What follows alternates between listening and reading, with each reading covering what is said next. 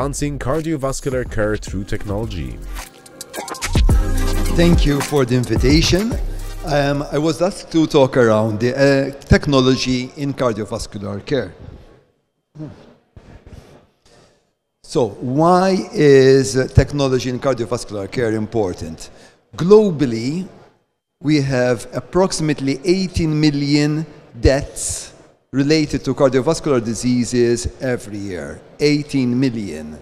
Closer to home, in Europe, and this is data from the European Heart Network and from the European Society of Cardiology, cardiovascular diseases account for 36% of all deaths. So this beats cancer, respiratory diseases, accidents, infectious diseases, and that accounts to 1.8 million cardiovascular deaths per year in Europe, which means that every single day, 5,000 people lose their life from a cardiovascular disease per day. And unfortunately, it's a disease which is also attacking the young generation on the less than 65 years old, and there it accounts for 24% of all deaths in males and 17% of all deaths in females. Not only that, it is also a major burden on healthcare costs. It accounts for 210 billion euros per year in the European Union alone. 111 coming from healthcare costs, 54 billion from productivity loss, and 45 billion from informal care costs. What about Malta? Malta is no exception. Although we are doing relatively well compared to the EU average, yet ischemic heart disease, coronary artery disease, is still the leading cause of avoidable mortality in Malta. And approximately 551 deaths in Malta per year are thought to be preventable, and of these, 20% are related to ischemic heart disease. So, this is where technology comes in. We are now facing new challenges in the care of our cardiac patients. Why? We are facing an increasingly elderly population. The rise in the cardiovascular care costs with new technology, new approaches to our management, be it intravascular ultrasounds, be it the devices we are using, such as mitral clips, and be it our implantable devices. The need for accessibility to ever more specialized cardiovascular care. And this is where technology comes in. It assists us in improving the efficiency of care for our patients, leading to improved cardiovascular outcomes, and it also helps in promoting awareness and patient engagement. Where do we stand nowadays with technology in 2024? We have telemedicine and remote monitoring. We have wearable devices and biosensors, and these assist us in the diagnosis of our patients with cardiac diseases. We've got artificial intelligence and machine learning, which helps us to give personalized care to our patients. Robotic surgery and robotic cardiac catheterization procedures. And obviously electronic medical records and health information system, which gives us data access to our patients. When it comes to telemedicine and remote monitoring, we've got the teleconsultations, we've got the remote patient monitoring and digital follow-ups.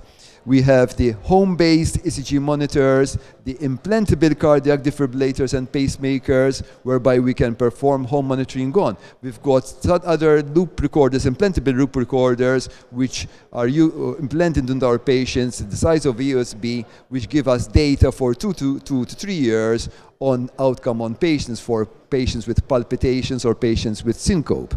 These all help to reduce hospital visits, improve the follow-up care, and real-time data sharing.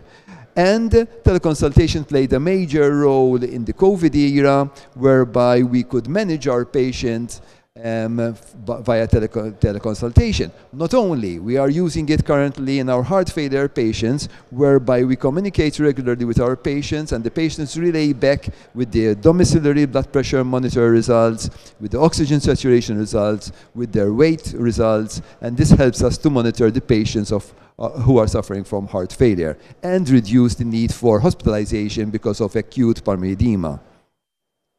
When it comes to wearables, Nowadays, wearables assist in the diagnosis of our patients. So most of our patients have got their mobile with healthcare applications, and they will tell us the data on the number of steps they are performing per day, the kilometers they're walking per day, the number of inclines they're going up every day.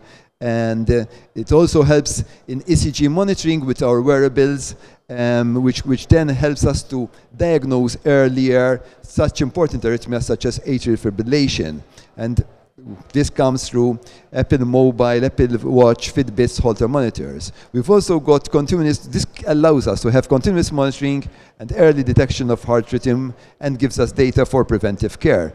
Wearables nowadays, they vary from apps to smartwatches, to sports watches, to fitness trackers, to the implantable devices, to even smart jewelry, such as rings, whereby ECGs are interpreted on these ECGs, and we can pick up at a very early stage arrhythmias such as ventricular arrhythmias, such as atrial fibrillation. What about the technology in the treatment of our patients? And this is where robotics come into play in robotic-assisted surgery. This allows for precision surgery, minimally invasive techniques with shorter recovery times. But even in interventions, robotics are coming into the field of percutaneous coronary interventions.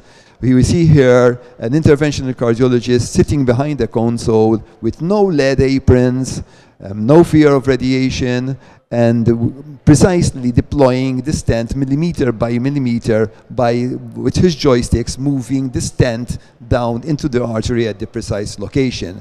This gives us a big plus because one of the major problems for interventional cardiologists is radiation and orthopedic problems from wearing the lead aprons.